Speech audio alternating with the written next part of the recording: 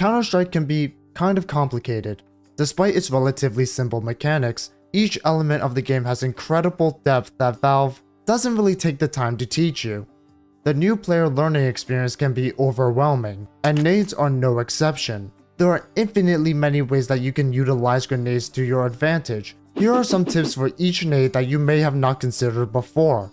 And if you enjoy the content, consider leaving a like and subscribe. It really helps the channel out. And with that out of the way, let's get on with the video.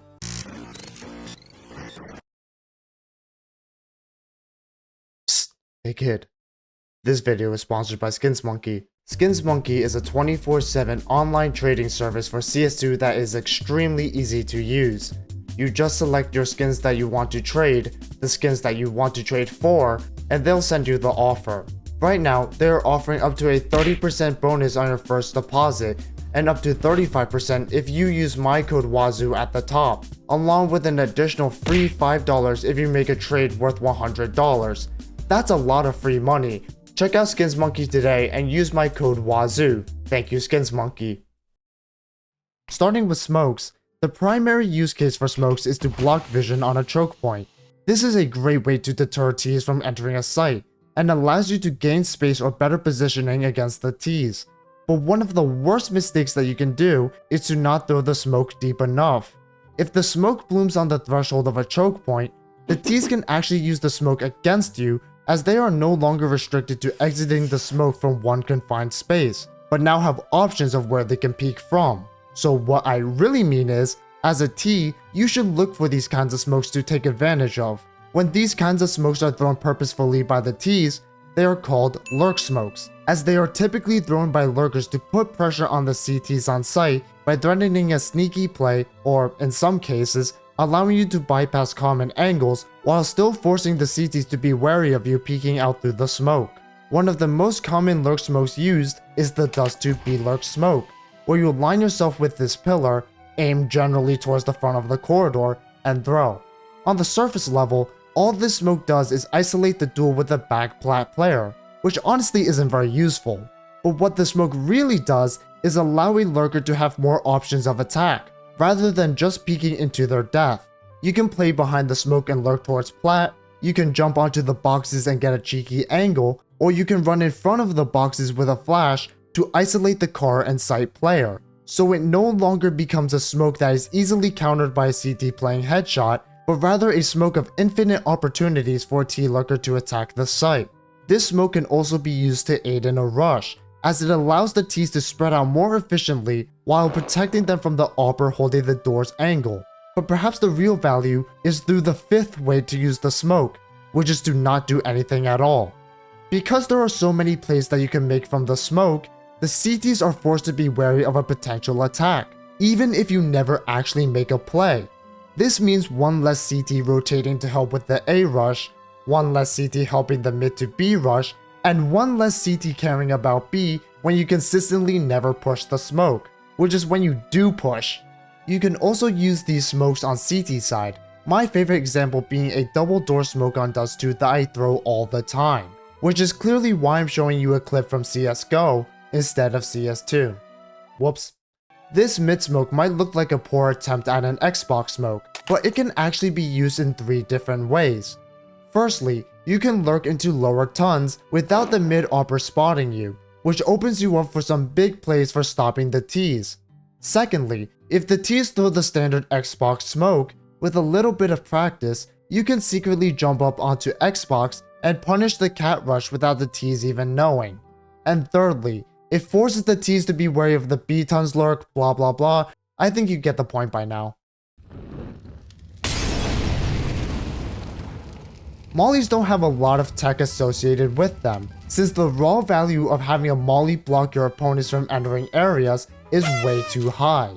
So although there are certain instances where it's a smart idea to utilize your mollies to block smokes or bait out a reaction from players, it's usually just better to use mollies as a zoning tool.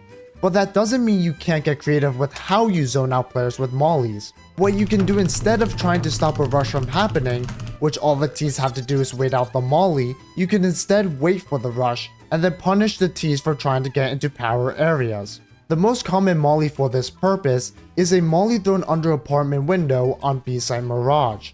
Typically, at least 1 or 2 Ts will jump out of the window during a B rush, so by throwing a molly under the window, you now make these Ts as good as dead, and prevent the Ts from taking more angles on the site. Another example would be on Mirage A, where instead of just constantly throwing your molly at A main, where the Ts don't really care about rushing since they are setting up their smokes, you can instead wait for the rush to start, and instead of throwing the molly at A main, you throw it up at Tetris. Now the Ts won't have a powerful angle on the site, and are instead forced to group up awkwardly in this lower Tetris area, where a well-placed HE will wreak havoc upon them. Moving on to HE grenades, I already made a full video dedicated to them, so if you want more tips about high explosive grenades, check it out. Please, I need views. But I'm going to keep this section of the video relatively short, because honestly, this tip is extremely situational. HEs can do massive damage, and clear smokes for a few seconds, but there is one small detail that many overlook, which is the fact that taking damage from HEs causes the player to have tinnitus.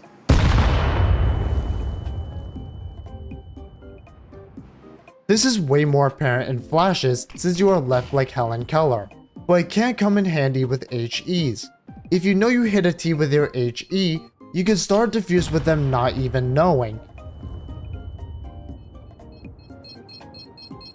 Bomb has been defused. This doesn't work on all sites, but for sites with pretty standard post-plant positions, such as Inferno Apps, Mirage Palace, or Dust 2 Car, it can be something to consider. Again, this is pretty situational, especially since there is not a lot of feedback on whether or not your grenade connects, but it can be a helpful tool to use and also one to consider when you yourself are hit with an HE. Think fast, chuckle nuts!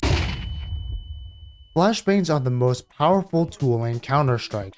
Getting flash almost makes you completely helpless, and if you can't fight back, you can't win your fights.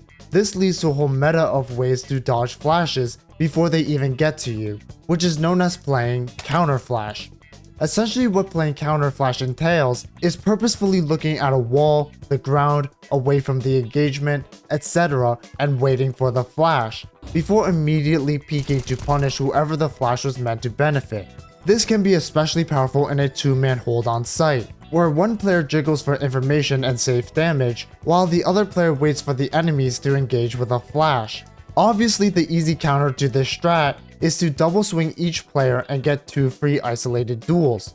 But if your enemies are too by the book and always engage with flashes, you can consider playing with a counter flash setup to get 1 or 2 picks before your teammate can peek back out to assist or get the trade. Some common counter flash setups are on Banana on Inferno, Monster on Overpass, and A-Site on Anubis. This also works on T-side against aggressive CTs, although I would caution you to be quick with your shot. Because you are usually playing with 3 or 4 teammates on a slow push, if you don't kill the CTs quickly and all of your teammates are flashed, yeah, you're going to get flamed if you lose the round. Playing counter flash is pretty simple, but I would be careful about playing these kinds of setups with randoms, because while some here playing counter flash, others hear an opportunity to bait. So don't be a dick and bait your teammates when you're supposed to play counter flash, and don't be that surprised when your teammates decide to offer you to the sharks. And finally, with decoy grenades, just don't buy them?